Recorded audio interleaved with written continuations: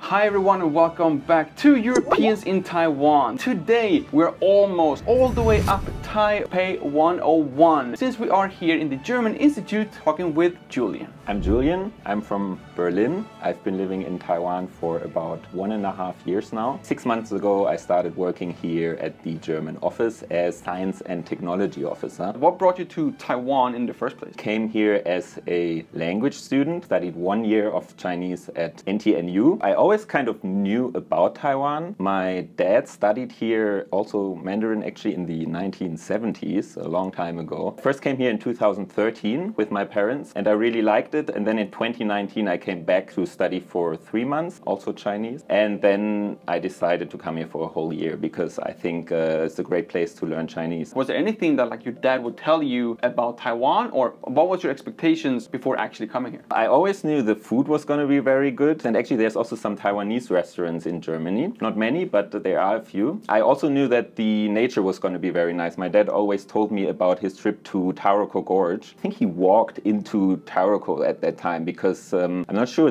whether there were so many bus lines or anything. A little bit dangerous actually in hindsight. But he went there and he also told me about the hot springs. There were like some wild hot springs back then in Taroko. I think now they are closed. You had like much more information than the average European then before coming here. I feel like me included, most Europeans, they would like come to Taiwan without really knowing like what it is, and then we get stuck here basically. Yeah, I think you have to experience it for yourself really. Like I had some impression, but it's completely different once you're here. Looking back now, is there anything else that you wish your dad would have told you, or something else that you wish you would have known before actually coming here? There's no way you can hide from nature here, especially if you come from a very moderate climate country like Germany or Sweden. It starts with the small things like ants or cockroaches, but also like the actual climate, the weather is really hot and you need all those devices in your house to protect against that, right? You have your AC, humidifier. Thought it was a bit strange that Taiwanese will walk around at any weather carrying an umbrella. And now that I have spent 1 or 2 summers here, I can understand that if the sun's out, you don't go like, oh, I want to go sunbathing. You say, okay, I want to protect against this really, really strong sun. Actually, one other thing I wish I would have known is that I would stay here for more than just 1 year. Because in hindsight, I think maybe I would have actually chosen to study at a university outside of Taipei. What's wrong with Shida? Come on. Nothing wrong with Shida. It's just like if you come to Taiwan, you land in Taoyuan Airport, and then Taipei is the closest big city. Afterwards find out that Taiwan is a lot more than that, and there's also a lot of really nice university campuses in the south, like Chengkong Daxue in Tainan or Zhongshan Daxue in Kaohsiung. Now that I work here, I visited those campuses, and whenever I went there I was like, oh wow, this must be so nice to be a student here. On the other hand, maybe if I had gone there I would have had to study Taiwanese instead of Mandarin. So when you're not here in the office, do you have any Taiwan interests or Taiwanese hobbies? Although Germans really like to go hiking, like that is quite something that is well known about Germans, I only discovered hiking like regularly for me here. So easy from Taipei to maybe take a train or take a bus, and after half an hour or an hour you're out in nature, and even in this weather it's really nice to be walking around. You also have some fresh air, you can go bathing in rivers, and that's something I really enjoy here. Have you been to Taroko after like taking your dad's advice? Yes. I also went with my dad actually. Oh, he's been back here. What is his impressions from? You said he was here in the 1970s, and like now. One thing he keeps saying is that so much more colorful than it used to be. Like you have all these blinking lights everywhere and all the different colors, and that's something that he does not remember so much. If you spend his Taiwan visit in like the jungle of Taroko Gorge, it's not that many blinking lights. Yeah.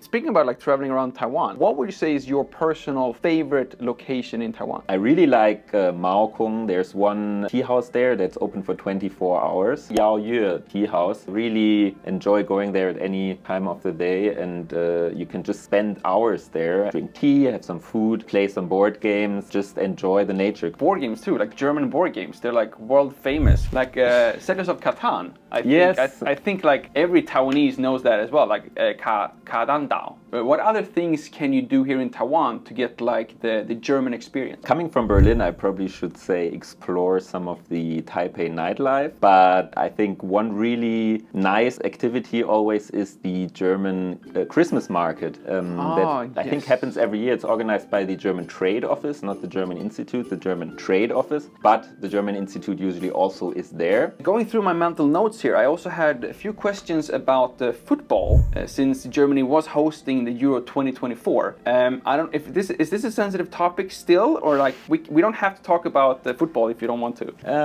I think the trauma, I'm still coping with it, but yeah, it's been a while already, so yeah. Let's just focus on that Germany actually hosted the Euro 2024. I kind of feel like, although as much as we love Taiwan, that must kind of suck being a German in Taiwan during that time. Yeah, that was really the first time that I felt something like homesickness, and also for weeks on end, because I saw all my friends having a lot of fun in Germany and the weather was really nice. The people were all happy. Everyone came together to watch football every single night. Yeah, I'm a big fan of football myself, and I remember very vividly the World Cup 2006. That was also in Germany, so quite a while ago, but I still have this very vivid memory. Literally everywhere you can watch football. Every little shop, every little kiosk, they will all show football. Even in Sweden, and like Sweden didn't even play. Yeah.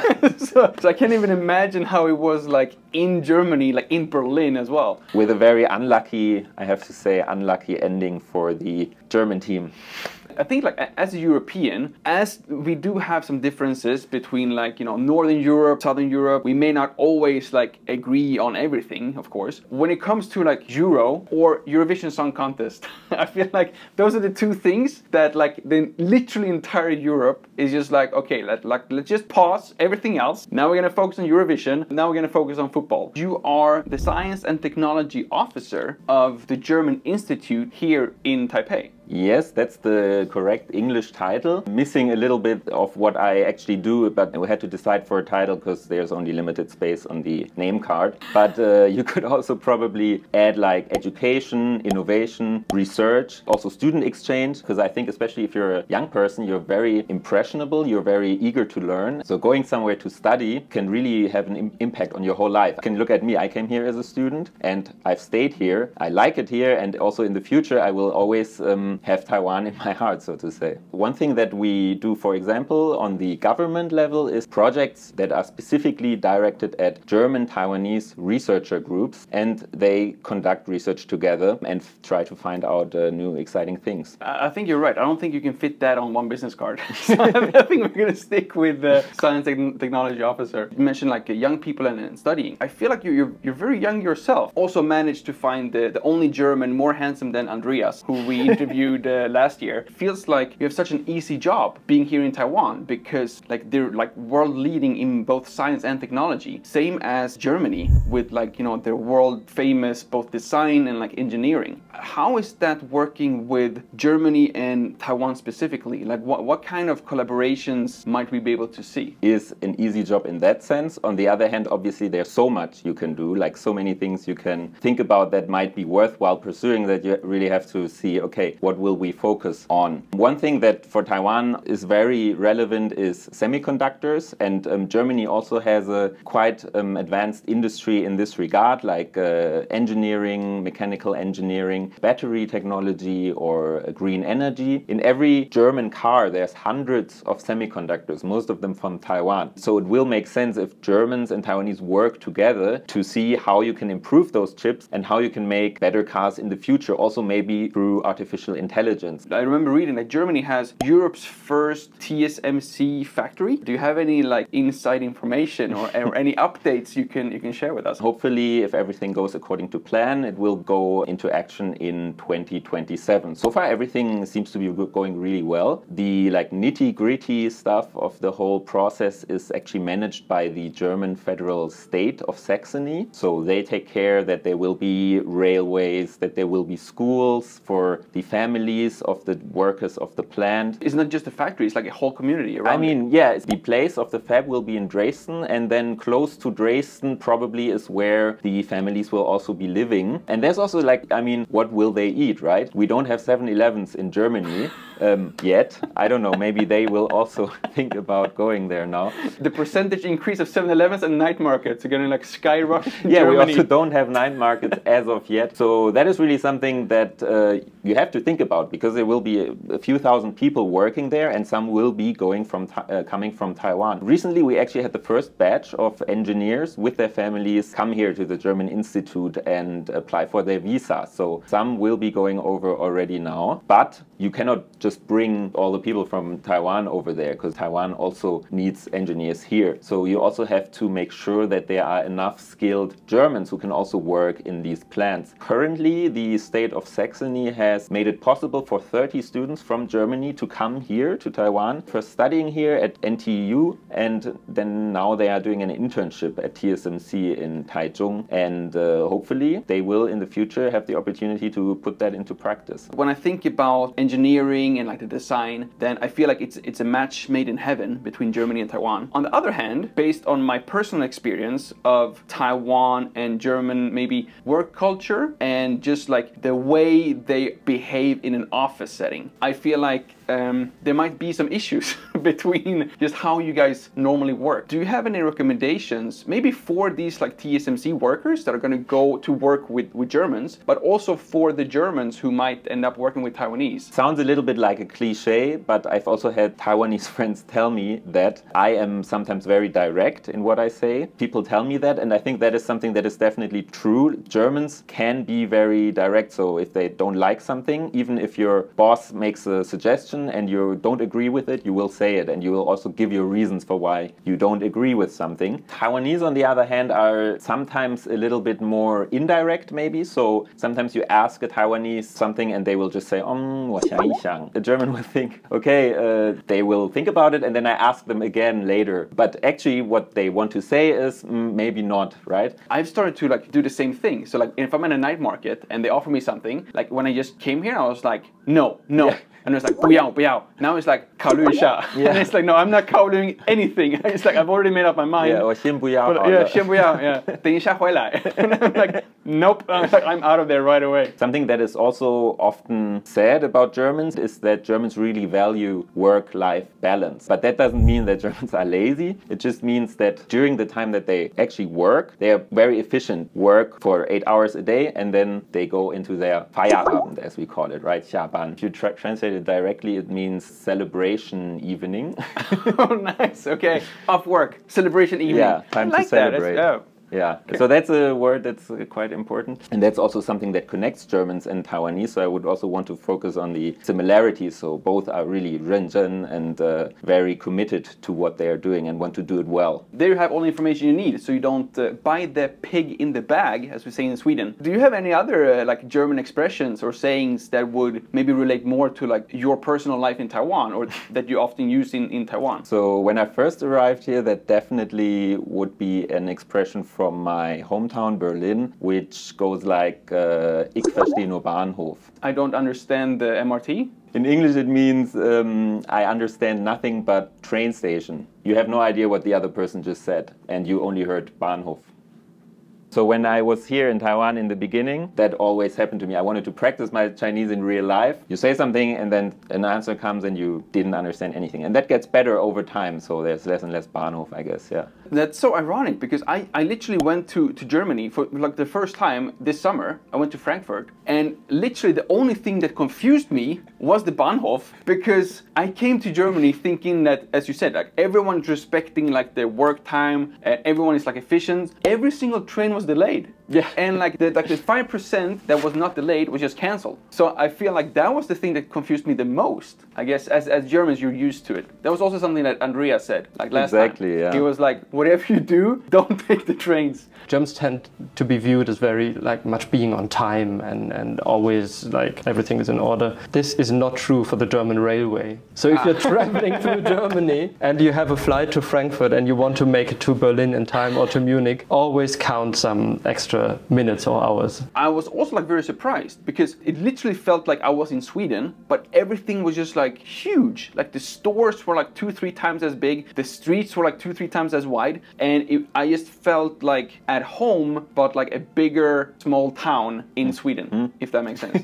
But then I also saw this like huge like euro sign. And I was like, these guys really like Europe and or money, you know? But then I realized that it's actually like the European Central Bank was like literally next to that park. So that was a surprise for me. Is there anything else that you feel like maybe Taiwanese tourists that surprised them when they come to Germany? One thing maybe is that, and there's also a connection between Taiwan and Germany, is that actually about like 10% of the German population are vegetarian. So even you have this impression, okay, 10%? Yeah, about 10, like 8 million Germans, I think. And that's actually also true of Taiwan, right? So Taiwan also has quite a large share of vegetarians. One other thing is that Germany, and especially my hometown Berlin, are very diverse. So the best foods sometimes you can get are not necessarily German foods. Döner kebab, döner kebab. Exactly. I wouldn't suggest someone going to Berlin to look for德國豬腳. Like, actually, I think I have never... I'm sorry to interrupt you right now, but which, by the way, Taiwanese people are selling at the Swedish IKEA. Oh, really? Yeah. You can get like German pork knuckles at IKEA, which we don't have in Swedish IKEA, by the way. Sorry to interrupt, but I just needed to point that out there. And I actually have never eaten that myself, so maybe I should go to IKEA and check it out. The Germans should go to the Swedish IKEA in Taiwan to have some German pork knuckles. And another thing that Taiwanese are often surprised about is when they hear that actually in Germany at university you don't have to pay a lot of fees. German universities it's very cheap to study in Germany, and that's quite different to other countries like the US or the UK where you have quite significant study fees. And what's also great about Germany is that while you're studying there, you can work on the side, sometimes even at the university, and earn some money on the side. Speaking about like studying, like last year I visited like the European Study Fair here in Taiwan, and there was like so many German like institutes and universities, and it seems to be like a lot of interest from Taiwanese as well to go in and study there. One thing though that surprised me, as a European, you guys love your cash, and I mean like cash as in like bills and coins, whereas in Sweden everything is like on your phone. And then you go to Germany, I needed like not only cash but like coins specifically to pay for the toilets on the like the Bahnhof, on the train stations. And that was like the first time when I was really like in a need of like, well, like what do I do? Yeah, so if you're Taiwanese, want to go to Germany, other than all the things you already said, bring some cash and coins for the toilets. And then now during the end of the summer, when there's no longer Euro 2024 to watch, what are you guys actually doing here in the office? Something that I spend a lot of time with is going around Taiwan, going to Taiwanese universities, meeting with the people who work at the universities, like professors, but also with the students. I also am trying to bring together Germans who are already in Taiwan, but also that Taiwanese who are interested in Germany have someone to ask questions. So this is basically our task here. If people want to know more about maybe like German science and technology, or just like any other whatever you had on your business card now, where should they go? I have a new Instagram account, I think just for a few weeks now. So I have the website and our Facebook page. So there you go. And of course you have all these links down in the description, together with all the links to the European Trade Office, where you of course can take part of the Mumu giveaway, where you can win some exclusive EU in Taiwan product. All you have to do is to follow the EETO on social media, both Instagram and Facebook, and then check as this video is being posted by them, and then you have a chance to win some exclusive EU in Taiwan products. Thank you all so much for watching. My name is Lucas. Starts with L as in like, ends with S as in subscribe. Please do both, and see you all in the next one.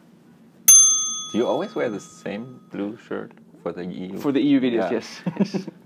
Everyone says that it's EU colors. I say it's Swedish colors. Yeah, okay. Yeah. Sure. Let's go with EU for today.